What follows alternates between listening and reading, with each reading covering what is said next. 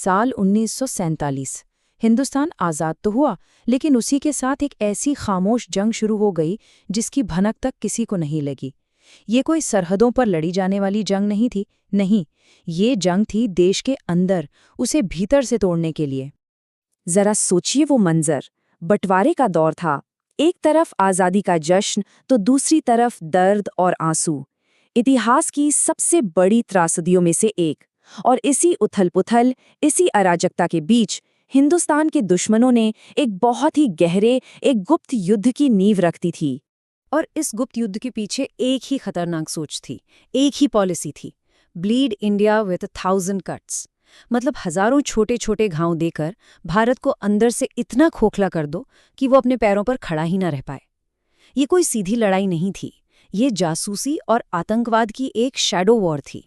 तो सवाल ये है कि पहला घाव कहाँ और कैसे दिया गया? देखिए, 1948 की हार ने पाकिस्तान को एक बात तो साफ साफ सिखा दी थी कि वो सीधी लड़ाई में भारत को नहीं हरा सकता। उसे एक नए हथियार की जरूरत थी, और यहीं से भारत के सबसे बड़े दुश्मन का जन्म हुआ। इस एजेंसी का नाम था ISI, यानी इंटर सर्विसेज इंटेलिजेंस। पर सबसे दिलचस्प बात जानते हैं क्या है? इसका मास्टरमाइंड कोई पाकिस्तानी नहीं था, बल्कि एक ब्रिटिश अफसर था, मेजर जनरल आर कॉथॉर्न। और तो और, शुरुआत में इसके टॉप एजेंट्स को ट्रेनिंग ब्रिटेन की मशहूर खुफिया एजेंसियों MI5 और MI6 से मिल रही थी। ISI की स्ट्रैटेजी बिल्कुल साफ थी, भारत की सबसे कमजोर नस ढूंढो और उसी पर हमला करो। और उन्होंने निशाना बनाया भारत के नॉर्थ ईस्ट को। नागालैंड और मिजोरम के अलगाववादी गुटों को पूर्वी पाकिस्तान यानी आज के बांग्लादेश के जंगलों में हथियार और ट्रेनिंग दी जाने लगी। हालात इतने बिगड़ गए कि भारत को अपनी ही जमीन पर, अपने ही लोगों के खिलाफ अपनी वायु सेना का इस्तेमाल करना पड़ गया। ये पहला कट था। तो अब भारत क्या करता? उसने इसका जवाब कैसे दिया? 1962 और फिर 1965 की लड़ाइयों में हमारी इंटेलिजेंस बुरी तरह फेल हुई, और तब जाकर ये साफ हो गया कि अब भारत को अपनी एक समर्पित, एक डेडिकेटेड विदेशी खुफिया एजेंसी की सख्त ज़रूरत है। उस वक्त की प्रधानमंत्री इंदिरा गांधी को एक ऐसे शख्स की तलाश थी जो जीरो से, मतलब बिल्कुल शून्य से, एक वर्ल्ड क्लास एजेंसी खड़ी कर सके। और उन्होंने चुना आर्यन काव को, भारत के सबसे ब्रिलियंट, सबसे तेज दिमाग वाले स्पाई मास्टर्स में से एक। लेकिन ये लड़ाई डेविड बनाम गुलियात की लड़ाई जैसी थी। सोचिए, एक तरफ थी ISI, जिसके पास करीब करीब 10,000 ऑपरेटिव्स थे और ऊपर से ब्रिटेन और अमेरिका का पूरा सपोर्ट। और दूसरी तरफ थी हमारी रॉ, जिसके पास थे सिर्फ गिने चुने 250 अफसर। कोई विदेशी मदद नहीं, कोई सपोर्ट नहीं, लेकिन उनके पास एक ऐसी चीज थी जो उन 10,000 लोगों पर भारी पड़ने वाली थी: आर्यन काव का दिमाग। और अब आता है वो मास्टर स्ट्रोक जिसने पूरा खेल ही पलट दिया। ISI ने भारत की कमजोर नस पकड़ी थी, है ना? अब बारी रॉ की थी। काव ने पाकिस्तान की सबसे दुखती रग को, उसकी सबसे बड़ी कमजोरी को अपना निशाना बनाया। वो था पूर्वी पाकिस्तान, जहां आज़ादी की आग धीरे धीरे सुलग रही थी। पर चैलेंज बहुत बड़ा था, आसान बिल्कुल नहीं था।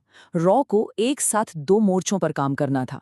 पहला, पूर्वी पाकिस्तान में आज़ादी की लड़ाई को सपोर्ट करना, और दूसरा, जो कि ज़्यादा ज़रूरी था, पश्चिमी पाकिस्तान से होने वाले हवाई हमलों के खतरे को जड़ से ही खत्म करना। और यहीं रॉ ने अपना सबसे बड़ा माइंड गेम खेला। इसका नाम था ऑपरेशन गंगा। हुआ ये कि ISI ने एक भारतीय विमान को हाईजैक करवाकर लाहौर ले जाने का प्लान बनाया ताकि दुनिया में भारत को बदनाम किया जा सके। लेकिन उन्हें ये नहीं पता था कि जिस हाईजैकर को उन्होंने इस काम के लिए चुना था, वो असल में रॉ का ही एक डबल एजेंट था। प्लान के मुताबिक सब कुछ हुआ।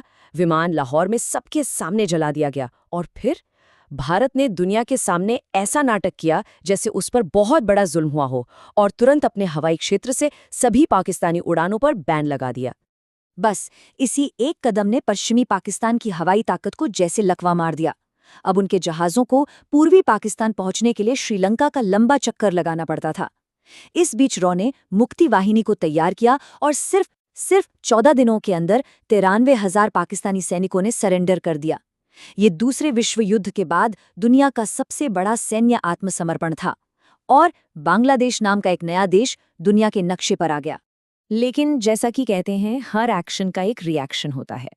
1971 की ये जीत सिर्फ पाकिस्तान की हार नहीं थी, ये कोल्ड वॉर के उस दौर में उसके सबसे ताकतवर साथी अमेरिका के लिए भी एक बहुत बड़ा झटका था। और अब इस खेल में एक नया और बहुत खतरनाक खिलाड़ी उतर चुका था। CIA, दुनिया की सबसे ताकतवर खुफिया एजेंसी, अब ISI के साथ मिलकर काम कर रही थी और उनका सिर्फ एक ही लक्ष्य था, रॉ को खत्म करो और भारत में अस्थिरता फैलाओ। इस नए गठबंधन ने भारत के चारों ओर आग का एक घेरा बनाने की रणनीति अपनाई। इसे नाम दिया गया रिंग ऑफ फायर। बांग्लादेश में तख्ता पलट करवाकर भारत के दोस्त शेख मुजीबुर रहमान की हत्या कर दी गई। अफगानिस्तान में ऑपरेशन साइक्लोन के जरिए मुजाहिदीन को खड़ा किया गया। श्रीलंका में लिट्टे को हवा दी गई और नेपाल में भारत के खिलाफ माहौल बनाया गया। भारत सचमुच अपने ही पड़ोसियों के बीच घिर चुका था। इसी बीच पाकिस्तान के तानाशाह जनरल जिया उल हक ने बदला लेने की कसम खाई। उन्होंने एक नई योजना बनाई, ऑपरेशन K2। K2 का मतलब खालिस्तान और कश्मीर। उनका हिसाब सीधा था, तुमने हमसे एक राज्य छीना, अब हम तुमसे 2 राज्य छीनेंगे। और इस योजना का सबसे भयानक, सबसे दर्दनाक हिस्सा था ऑपरेशन 2 पैक। CIS से मिले $8 अरब के फंड से ISI ने कश्मीर में आतंकवादी संगठनों का एक ऐसा जाल बिछाया जिसकी आग में घाटी आज तक जल रही है। इसका नतीजा था कश्मीरी पंडितों का नरसंहार और आतंकवाद का एक ऐसा काला दौर जो हमारे इतिहास का सबसे स्याह पन्ना बन गया। तो भारत अब चारों तरफ से जल रहा था। लेकिन ये कहानी का अंत नहीं था। नहीं, ये उस मोड़ की शुरुआत थी जहां एक घायल शेर पलटवार करने वाला था। ये वो दौर था जब रॉ ने अपने दुश्मनों को शाह और मात देने के लिए अपना सबसे आक्रामक खेल शुरू किया। तारीख थी 17 अगस्त 1988। ऑपरेशन 2 पैक का जो मास्टरमाइंड था जनरल जिया उल हक, उसकी एक विमान दुर्घटना में मौत हो गई। सरकारी तौर पर इसे एक हादसा बताया गया, लेकिन सालों बाद कई रिपोर्ट सामने आईं जिनमें ये दावा किया गया कि विमान में रखी आम की पेटियों में बम छिपाए गए थे और ये रॉ और इजराइल की मोसाद का एक जॉइंट ऑपरेशन हो सकता है। इसके बाद रॉ ने तय किया कि अब जैसे को तैसा जवाब दिया जाएगा। टीम X और टीम Z नाम की 2 नई सीक्रेट टीमें बनाई गई। इनका काम एक ही था, पाकिस्तान को उसी की दवा का स्वाद चखाना। रॉ ने अब पाकिस्तान के अपने ही प्रांतों जैसे बलूचिस्तान और सिंध में अलगाववादी आंदोलनों को हवा देना शुरू कर दिया। रॉ ने धीरे धीरे उस रिंग ऑफ फायर को तोड़ना शुरू कर दिया। बांग्लादेश में भारत की समर्थक सरकार को वापस सत्ता में लाया गया। मालदीव और सेशल्स जैसे छोटे देशों में तख्ता पलट की कोशिशों को नाकाम किया। और फिर आया वो आखिरी और सबसे बड़ा मास्टर स्ट्रोक। रॉ ने CIA को उसामा बिन लादेन के पाकिस्तान के एबटाबाद में छिपे होने की खुफिया जानकारी दी। बस इस एक टिप ने ISI और CIA के गठबंधन को हमेशा के लिए तोड़कर रख दिया। ये लड़ाई आज भी जारी है, पर अब युद्ध का मैदान बदल चुका है। ये एक ऐसी जंग है जो शायद कभी खत्म नहीं होगी। आज हथियार बदल गए हैं। बंदूक की जगह अब डिजिटल हथियार आ गए हैं। इन्फॉर्मेशन वॉरफेयर और सोशल मीडिया प्रोपेगेंडा इस नई जंग के नए मैदान हैं। लेकिन एक सवाल आज भी वहीं का वहीं खड़ा है। क्या पाकिस्तान आज अपनी ही बनाई 1000 कट्स की नीति का शिकार हो गया है? इस पूरी कहानी में हजारों ऐसे चेहरे हैं, ऐसे नाम हैं जो हमेशा गुमनाम रहेंगे। वो अंधेरे में काम करते हैं, बिना किसी पहचान, बिना किसी मेडल की उम्मीद के, सिर्फ इसलिए ताकि हम और आप महफूज रह सकें।